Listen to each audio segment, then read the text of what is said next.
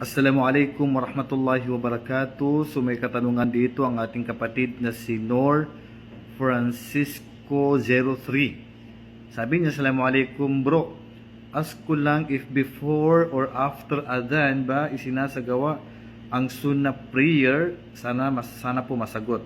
Jazakallah khair. So priority natin itong tanong ng ating kapatid. Sa tingin ko siya po ibalik Islam. Itong si Nor Francisco.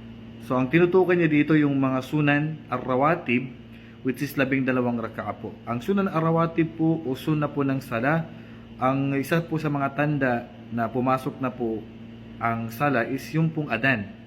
Yung pong adan. At kung wala pong adan is kahit na yung pong rilo, yung alarm, na yan na po ay prayer time na po. So, saka papasok yung mga sunna po na sala o sunna po na prayer.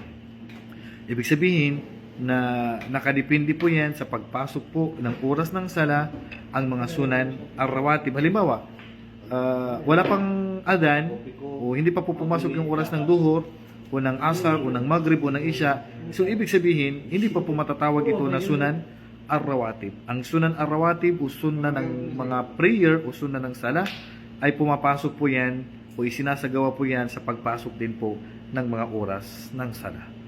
Wallahu a'lam. Assalamualaikum warahmatullahi wabarakatuh.